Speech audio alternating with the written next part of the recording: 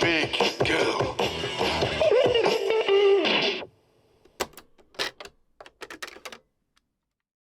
Hello, welcome to the channel and thanks for joining me. Today we're taking a look at the JVC RC-828 all the way from the 1970s. Not many of these about now, especially in this sort of condition, so definitely worth saving this one. It's not without its problems. It's got a broken aerial, it's got a channel down, I think, some dirty switches, and the tape doesn't work. I think there are about 4 belts in this as well, so it's going to need a good strip down and a service. Do check out my unboxing and original appraisal video where I tested this more thoroughly so we know what we're doing today. But for now, we're just going to crack on. I know most of my viewers like to have a quick whistle-stop tour through the service of the unit, so not too worried about all the nitty-gritty nuts and bolts and what have you. So I'm going to keep this one fairly short today. If you do want any further information, any hidden screws or belt sizes and technical information, stuff like that, I'll be happy to help out. Just head over to my Buy Me a Coffee page. I'll see you over there. But anyway, let's get on with this, get it open, see what we need to do. So the first thing to do then, we've got it on the towel of destiny here. We'll remove the screws to the back casing and undo the electrical connections to the various circuit boards inside.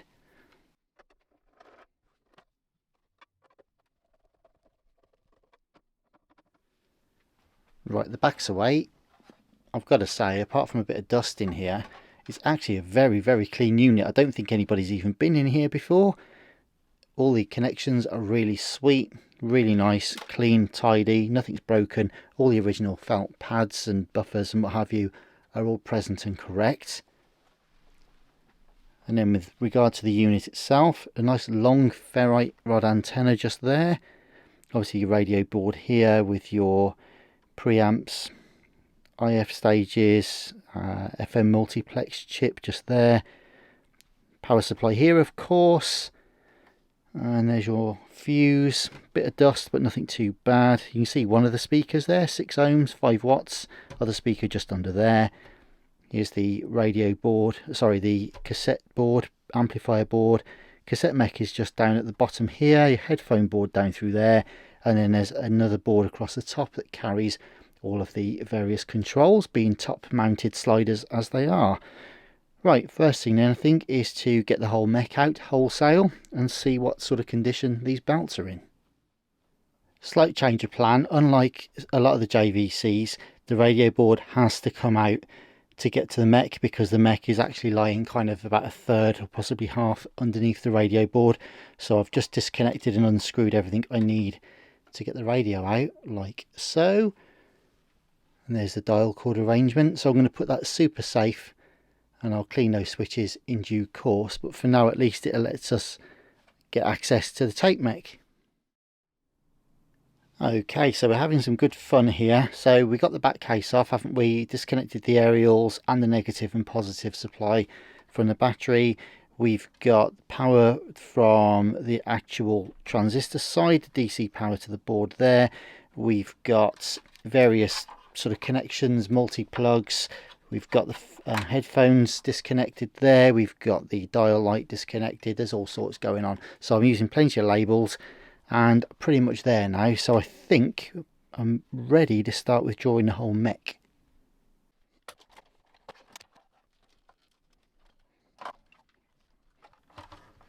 Crikey. Okay, so we've got quite a lot going on here, to be honest. We've got a couple of belts this side. Obviously we've got the counter belts. Then we've got what looks like a very worn auto stop belt just there.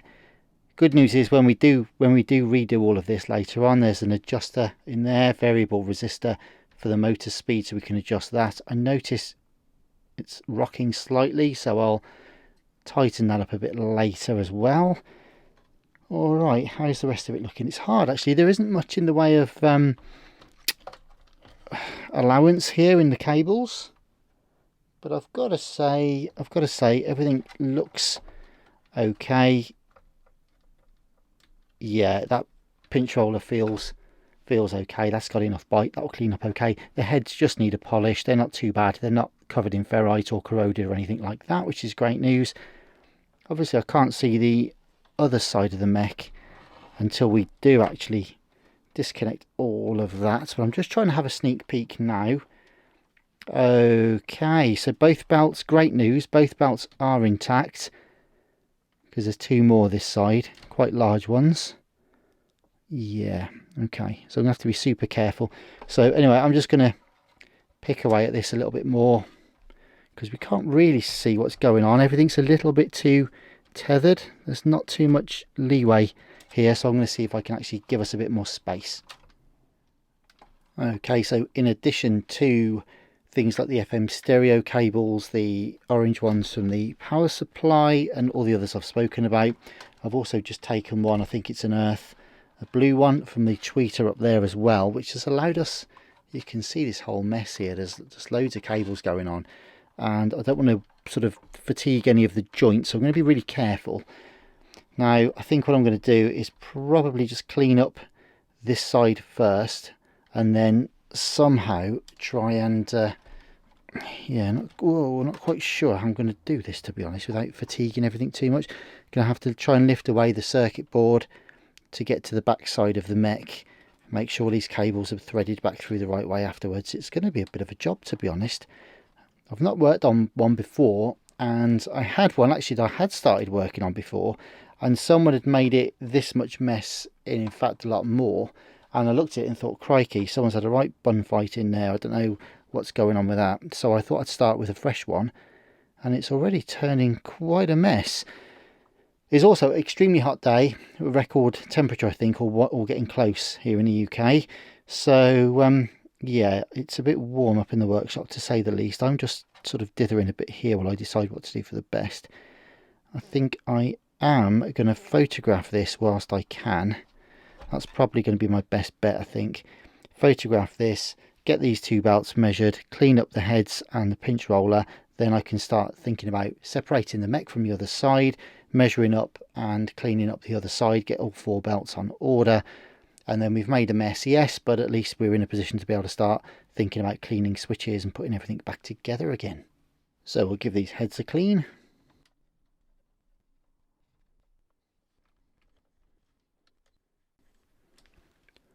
And I'll carry on cleaning this pinch roller. It's going to need a little bit of work. Right, now time to remove the belts. There's the auto stop. And the surprisingly worn counter. There we go, whoops. There we go. Counters normally survive, actually, one way or another. Slightly misshapen, but yes, but working as well. But this one wasn't even working, it was slipping, and it's obviously well past its best use. So there's two of them. So I'm going to turn this mech over anyway, unscrew it from the board, see if we can get to the belts on the other side, and then we can order up some new ones. Okay, I've managed to separate the whole mech from the amplifier board and what have you. I think it's going to take about a week to try and rethread all these cables and remember which way around they went, but you know, we're getting there. So there's two more belts this side. Actually, that's the auto stop, I think. Better check. But either way, we've got belts 3 and 4 this side. Plus also, I'm not sure if I mentioned it at the very beginning, but one of the issues with this is that the eject doesn't work properly, or at least the door's very slow. Quite common on the old 828s and 838s. Basically, the grease dries up inside of the sort of push rod just there, so we'll need to free that up as well. All good stuff. So I've just unscrewed the sprung back plate for the flywheel, and that allows us to get to all of our lovely little belts. Marvellous.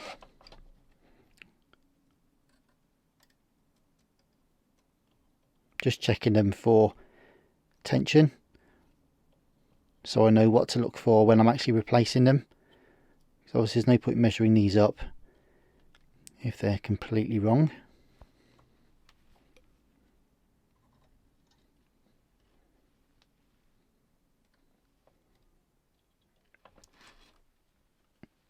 But anyways, you can see all four belts there, not a round one between them. So I'm going to go and measure these up, give everything a bit of a clean, get some new belts on order. And I think whilst I'm waiting for that, I'll clean up the case as best as I can actually get in here, and just make sure that everything is labelled, safely put away for now, because I have got numerous pots. I've got screws here for the amp board, I've got screws for the radio board, I've got screws for the flywheel backing plate, I've got chassis screws, cable ties, I've got knobs, other screws here for the back case and the headphone socket and all sorts of stuff. I mean, there's probably about 30 screws here already. So I'm going to catalogue all of these, put everything safe, measure up the belts. Next time you see me, I should be holding some new belts. Be a couple of days because it's getting on. It's well, it's 4:45 in the afternoon now, so I'll measure these up, get them on order. Be a couple of days. I'll see you then. So it's a couple of days later. There's the old belts, and I've spec'd up some new ones which I hope are going to fit. In the meantime, what I've done is cleaned up the dust covers for the switches and the sliders, and actually cleaned and lubricated said items as well. I've given everything a bit of a clean and a polish inside the mech itself, so that's all spinning nicely. I've cleaned the heads and obviously the capstan, the pinch roller. I've also lubricated the slider, which is just here. You might just see that, but that's basically the release slider for the cassette mech, which was actually jammed and needed sort of manual intervention, if you like, to open the cassette door. So hopefully that now, with some cleaning and treatment, should allow that to close nicely. So everything's kind of tangled up here. There are thousands of wires. I honestly don't really know where to start, and I've done so many boomboxes over the years, but this one is something like a dropped plate of spaghetti, I've got to say. Despite my best efforts, it's just the design, it's just the way it is. So I'm going to now just put these 4 belts on. Hopefully, fingers crossed, they fit, and then I'll go ahead and get the flywheel backing cage screwed on, and hopefully see if I can get the mech screwed back onto the circuit board, and then we should be in a position to know what we're doing with regard to the cable wiring to get it all back in, because obviously at some point we do need to test this to see if we can get it to even work. First, the belts.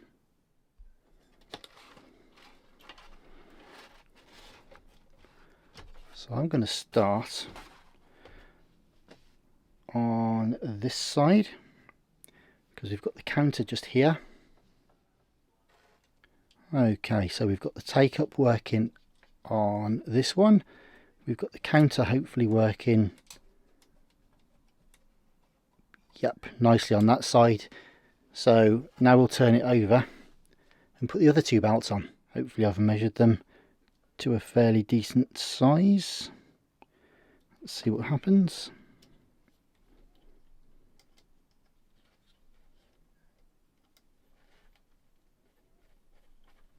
Yep, I like that one.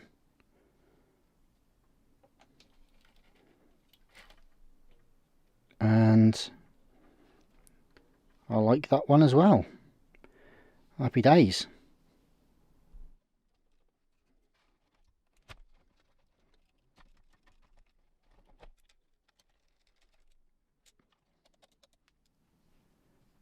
Okay, so it's a little while later now. We've got the cassette mech lined up, dropped in and fastened down. Ditto for the amp and control boards. I think that's all okay now. Started to tidy up some of these cables. As you can see, there are very many, but I think we're getting there. Got the headphone socket to still reattach from the front. The dial light power cable is connected. I think we're okay. I'm just keeping everything sort of ready to put back in. You can see on this side, if I bring it in, is where the radio board's going to go. So just making sure that the other cables are all out of the way, ready to accept all of that. So yeah, all good progress. Right, get the radio board in, and then we can start thinking about powering some stuff up and seeing if anything works. Alrighty, I think that's everything back in, connected up how it needs to be. So I'm going to put the back casing on in a minute. By the way, this back casing is absolutely gorgeous. It's so clean. All the original pads and protective parts are all still in there. It's absolutely fabulous, really nice. However, it is missing an aerial, or at least it's got a broken aerial. You'll see that this one is perfectly okay, and this one unfortunately is missing its tip. So it's always nice with items of this rarity and value, and also ones that are as original as this, to replace them with the correct parts. So I've actually pilfered another aerial off another unit that I've got as a sort of spares donor, work in progress, call it what you will, and you will see that it's exactly the same. It's the correct one. So all that will do is drop into there, and it's got the original tip on it, so that'll be okay. The only thing is, it is pretty grimy. Let me just hold it still for you. And it's been in storage for quite some years, this one. So we'll give this a nice polish. We'll also polish the other one, and indeed polish the whole casing for this. So I think that's what I'm going to do next, is polish this up, get it onto the back casing, clean everything up, reattach the cables to the back of the unit, to the back casing. Whew, flipping heck, still a bit to do then. And then, yeah, fingers crossed. We haven't even seen if it works yet, but what the heck, let's go for it. I'll just show you this one actually after a quick polish. It's made the world of difference. It extends beautifully and retracts just as nicely. Just what we need. And that's the aerials on, polished up, original matching pair, absolutely gleaming, gorgeous. Right, let's hook it up, see if it works. And so it's all put back together. I've given it a clean, but there's one thing I just wanted to mention before the final reveal, and it's that sometimes you just got to know when not to do something. So there's a little ding. If I just hover my finger, you can see the reflection just there. And I was going to get it out, or try and get it out, and I got my paintless dent removal kit out, and I was going to just try and see if I could pull that out and do a test on another unit first, but I was worried about the screen print and the lacquer. And as you can see from the reflection here, it's actually in such lovely condition. I don't want to risk disturbing the actual lacquer or the print on here, and I don't want to risk lifting the actual chrome plate either, or brushed steel plate, as the case may be. So I've decided that yes, there is a ding there, but on the other hand, it's about the only ding on the unit, and it is, you know, 50 years old, thick end of. So I think I'm just going to let sleeping dogs lie. And I think that's the beauty with things like this, is it's original, it's intact, it is what it is, and we're not here to make this absolutely new. We just want to make it as nice as we possibly can. And sometimes when you're working on machines like this, it's better just to leave things alone. It's part of the patina, it's part of the history, and I'm sure whoever did that originally was absolutely kicking themselves for weeks, if not months afterwards. They've already had the pain, so let's just enjoy it as it is. And with that, we'll fade to black. Let's have the reveal. So here it is then, the JVC RC-828. One absolutely beautiful machine, and it's been quite a joy to work on in many respects. It's also been more difficult than first imagined. There are quite a lot of cables in there, and everything seemed to be tied to one another, so it wasn't as modular as some of the later JVC units, but nonetheless I'm glad it didn't get the better of me in the end. It's polished up absolutely beautifully, and if you remember when it came in, it didn't work very well. The cassette mech didn't work really much at all. One of the channels was down, there was an aerial with a broken tip, and it was just generally in need of some TLC and a deep clean. So all we've done really is go ahead and address that by stripping it down, giving it the deep clean it needed and a polish. Also replaced one of the aerials with another aerial from the same unit, so it exactly matches perfectly, and polished those up as well. We've cleaned all of the switches, we've, blimey, gone through the whole cassette mech, re-greased it, degreased it, all sorts of stuff. Changed no less than 4 belts on there. And yeah, seems to be working. Also, I didn't show you, but I did increase the output slightly as well of the cassette mech on this one. It probably needs recapping at some point, just down to the age, but I've also just tweaked the output slightly to give it slightly more balance.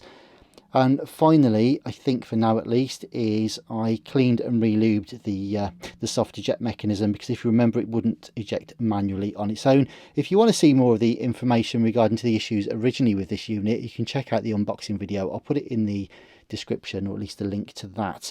So let's have a quick look then. First things first, we'll try that ejector mechanism. And there it is. That soft eject is absolutely gorgeous. So we'll get a tape in there. And press play.